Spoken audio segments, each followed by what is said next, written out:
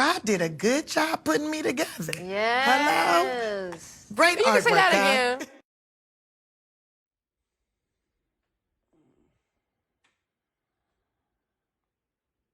morning.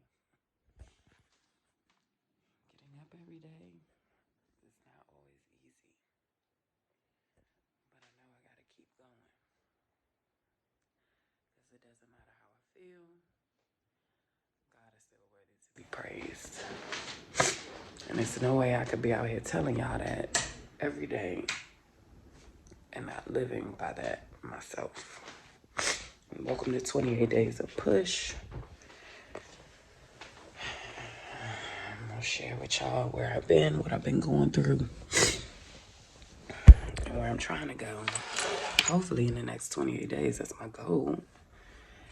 This is live, so this is being recorded daily, okay, along with my cosmetology vlog.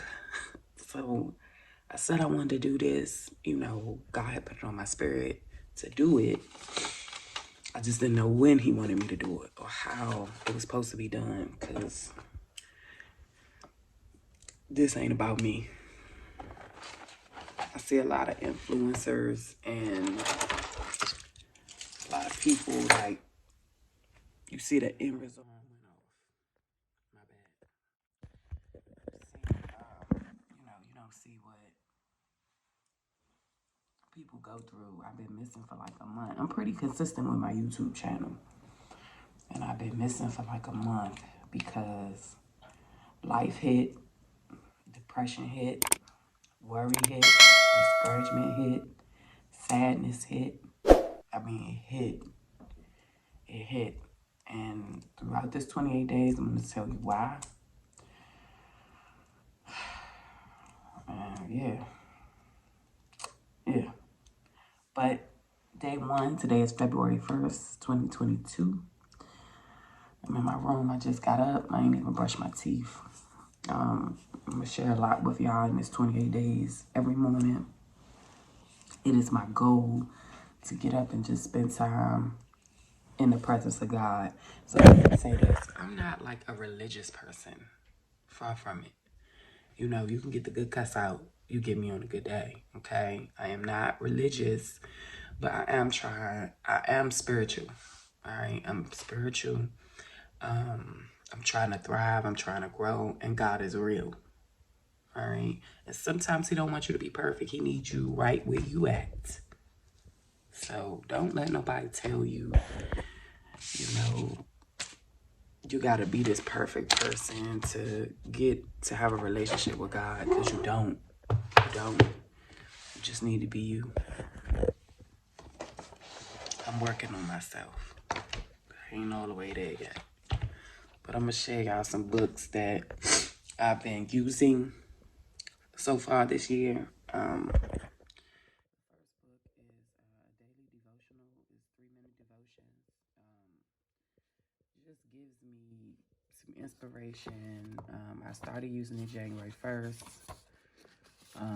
So today I'll be reading day 31 because I did not read yesterday. I was running late because I wanted to do my makeup. See the things that'll keep you from doing what you're supposed to do. So this is day 30 and 31. I'll be reading that. My cousin brought me this journal by Alexander L. And I love this journal. It's an affirmation journal. Check it out. Okay. And I journal in it. As you can see, it gives you little things to journal about, to make entries about. I started using this at the beginning of the year as well. And then I keep me a book to write in. When I read scripture, Bible study, like everything is in this book. I've been using this book for a while now. As you see, that entry is from 2015. So I haven't used it as consistent as I should, but I'm going to change that. I'm halfway through it. And yeah. Oof, there's some things in that book, baby. So let's put my meditation music on, do what I do. have a morning routine because it does help.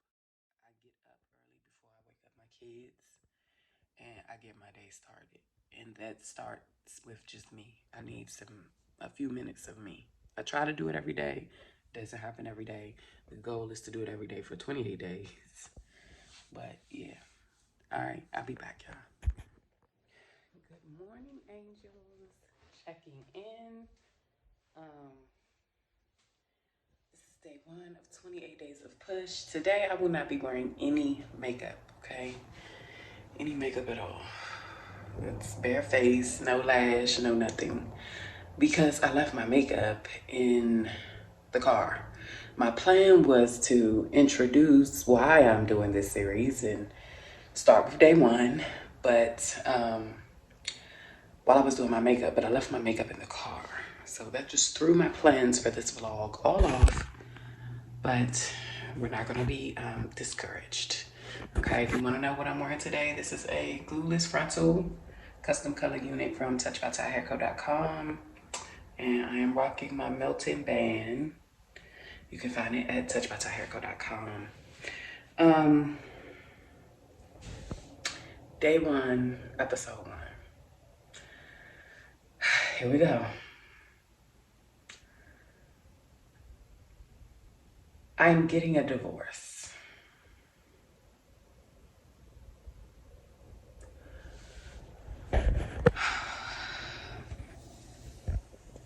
About 12 and a half years together, maybe 13 years together. 11 married. And I'm getting a divorce.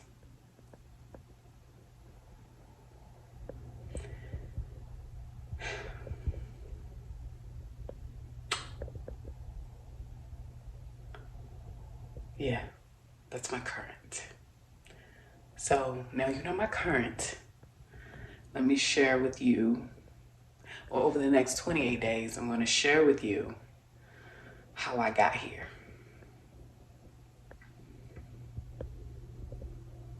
And why I am getting the divorce. A lot of you, some of you watching this may know me.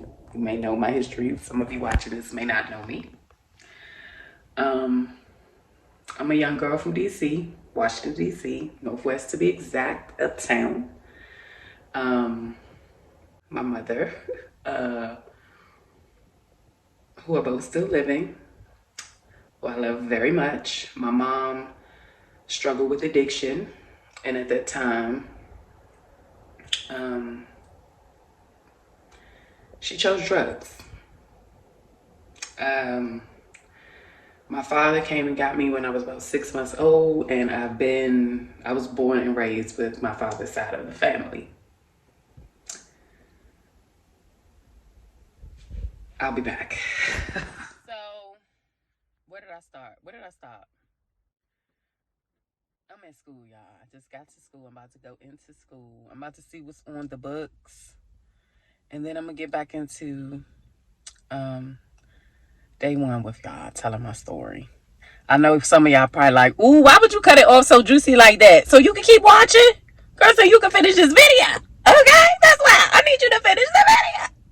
But no, I'm just getting to school. I had to go because I had to get my kids off to school.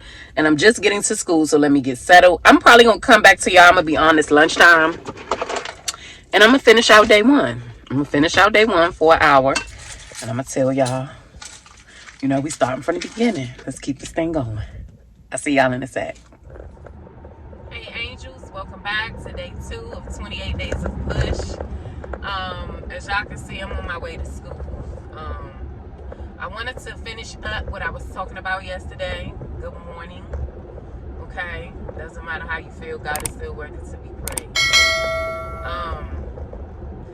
This morning is starting off rough. I'm not gonna lie. Like, don't get me wrong. I'm blessed and grateful to be here, but I had a situation happen to me yesterday. You know what I'm saying?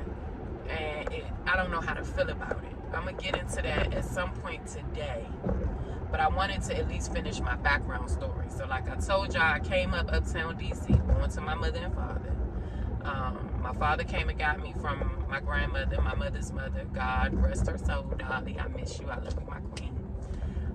came and got me from her at 6 months old, and I was with my father's family ever since then.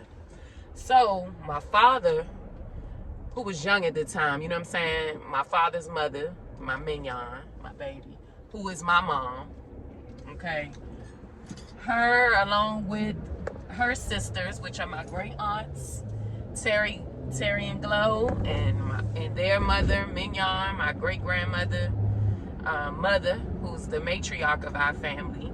She's still living, 94 years young. That's my boo. That's the OG. The family calls her mother.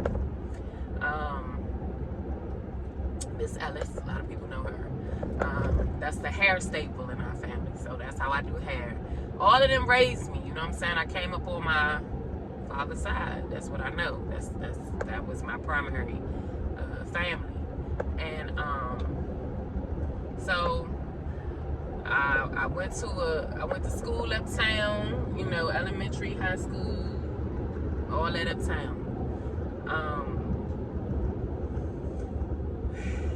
I'm an uptown girl till I die. I done been all around the world. Ain't no place like home. I swear, it's no place like home. But moving forward, graduated high school in 2002. So you do the math. Graduated high school, the best high school in the city, in 2002. Okay. And man, after that, I was trying to get it together. I went away to college for a few years, did a few years of college, you know, came back home.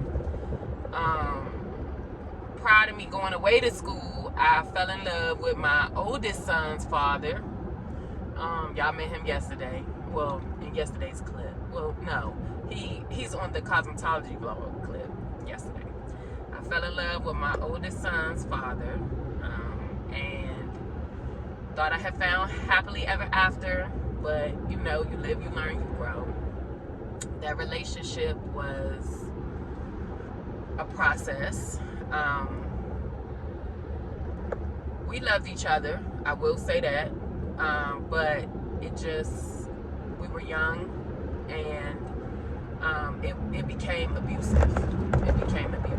And at some point after I had my son, approximately a year after I had my son, I left that situation. And when I say abusive, I mean physically and mentally. Okay, I don't, you know, and that's no discredit to him. You know, he was fighting his own battles, dealing with his own demons, but I had to choose me, and that's what I did. After I left, I didn't know where I was going, what to do, but I knew that I had to do something. I had someone that I was doing business with at the time was like, you need to go into the military. Like, you would be good in the military. And I'm like, what? Like, I ain't going no military. Like, fuck you think? Like, nah. But I ended up, I said, you know what? This person, they know me pretty well, so I'm going to give it a try. I went and talked to a recruiter.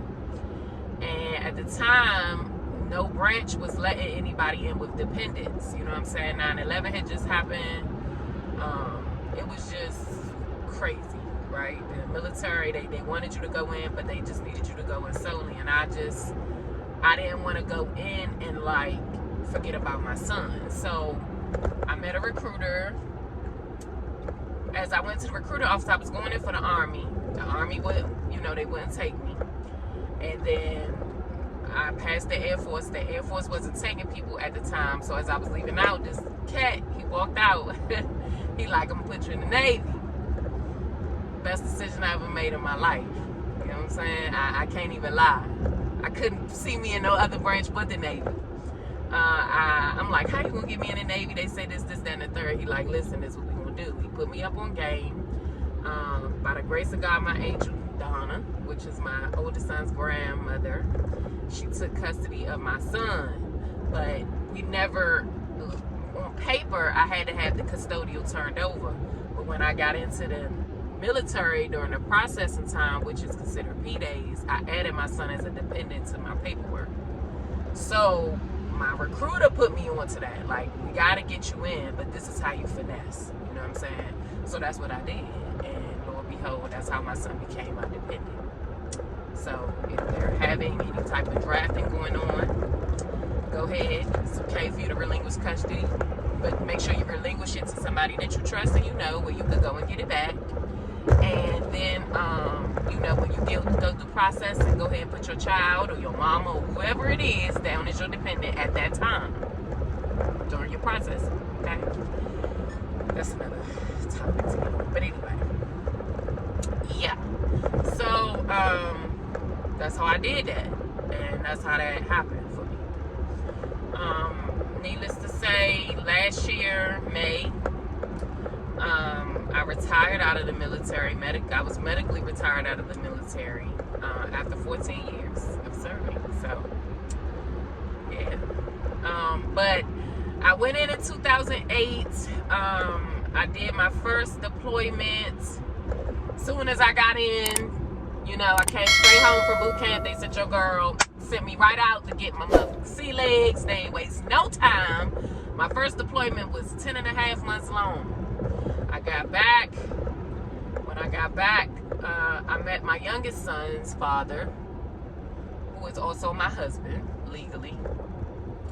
My youngest son, I met his dad, and I fell in love. And, yeah, I fell in love. Are you freaking kidding me? Y'all, the people in Texas cannot drive. They're horrible. Like, they will cause a whole 50-car pileup. They're reckless with how they drive. Like, I hate it here. I'm so ready to go home. Another subject. But anyway, moving on. Yeah, we did that. I met him. I fell in love. You know what I'm saying? Ladies, take your time to get to know who you land with. Because you'll think you know a person and you never really know them. Fell in love. He came across a situation. My marriage. So I got pregnant. You know what I'm saying? After a year of us being together, I got pregnant with my second son. I wanted to marry him, but he didn't want to marry me. You know what I'm saying? He wasn't ready. He had got himself into a situation, and in the process of that, the best thing for us to do was to get married so I wouldn't have to testify against him. So that's what we did. We got married. Now, don't get me wrong. It wasn't that we didn't love each other, because we did, but we got married for all the wrong reasons. All right? Situation came up. Long story short, he got sentenced to 20 years. He had to do 10. I'll be back. Okay, we'll be back. I just took lunch break in school. So let's get back to the story. So he got sentenced to 20. He had to do 10.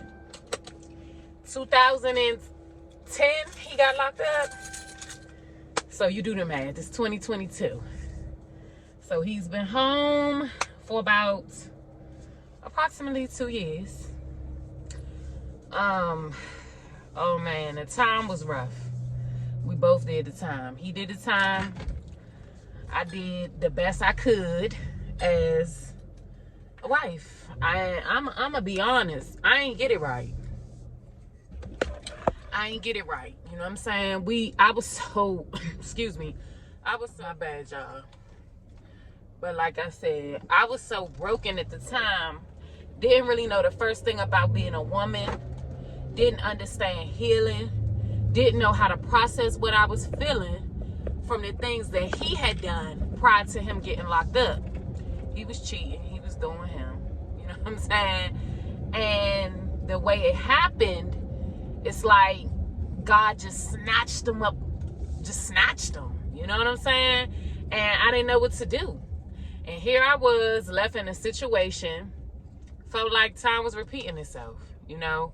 Felt like it was happening to me all over again. And I felt like the world owed me something. And a part of me hated him at that time, because I felt like he didn't live up to his promises to me, you know? And what had happened to me before with my oldest son, with his dad, you know, being in and out and things like that, I felt like it was happening all over again. And I hated the world. I just didn't hate him. I hated the world. Like, I was terrible. And during that time, I wasn't able to be what he needed me to be. A lot of y'all might say, well, he wasn't what you needed him to be, but marriage is not about perfection. It's about growth. You know what I'm saying? And I've learned that. I have learned that. During that time, I did cheat. I mean, most people say he had 10 years, Ty, what you think? But I'm going to be honest. If I'm going to talk about it, I'm going to be honest, you know? And it was never, I can say it was never, I knew I was never leaving my husband. Let me say that. It was never, I'm leaving like, I would have never left my husband. I don't care who it was for. I don't care. Because I still loved him, and I knew that I still loved him very much. So that was that. We went on during that time, about 2 years after him, about 3 years after him getting locked up. I was diagnosed with cancer. I fought that. We beat it. A few years ago, you know, it came back. And during that time, me and him, we was kind of getting on the up and up. I had grown and healed and grew up for real. You know what I'm saying? During his process of being gone, I grew up. You know, I became a woman on my own. And I think that that's where God needed me. You know? And I don't think it would have happened with him being present. So I've learned a lot of things in his absence, and I'm not the same person. You know, I've grown a lot in my husband's absence. Now, life happens for everyone. You know what I'm saying? Fast forward to recently. He just came home 2 years ago.